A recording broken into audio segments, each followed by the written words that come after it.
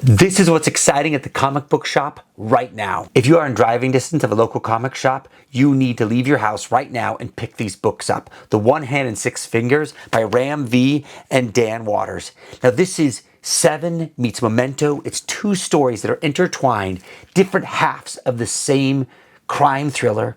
It has all the intrigue and puzzle setup like Seven, without copying that, mind you, and then this element of Memento where there are things you don't know about the character that seem to appear and disappear in and out of their story.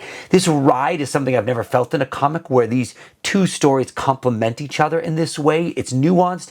These two writers have done something really special. Their artists are knocking it out of the park. You got to be reading this. Our Bones Dust. This knocked my teeth out. This is Cormac McCarthy's The Road in comic form. It is wild. It is set in a post-apocalyptic future where human beings have essentially gone back to a primal state of being. There's an alien species observing the planet, one above the planet and one on the planet, and they feel like there's nothing left here to learn except for this young boy who can't even speak. He's been so undertrained and developed, who is being hunted by this other tribe because they want to eat him. I love Dan McDade. I love Matt Kind.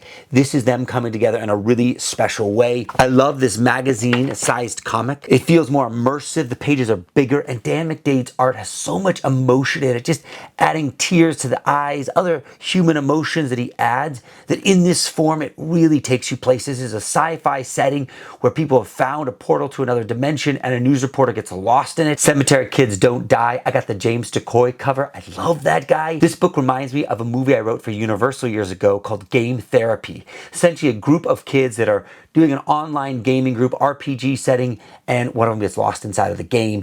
It has heart. They've really developed some special nuance with the characters. I feel like Zach Thompson is maybe giving you what Dungeons and Dragons, the cartoon once, was giving you, but in a more modern setting. Energon Universe continues. I am loving this.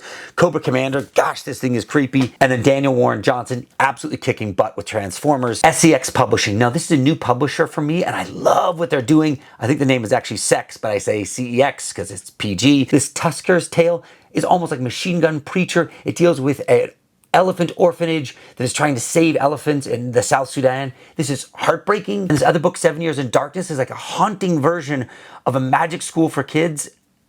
Really worth checking this publisher out. Unnatural Order. Yost is just killing it. You should keep reading this. It's issue 3. Another magazine-sized comic book, A Vicious Cycle, the Boom Studio is doing. Matt Tomlinson wrote this thing here.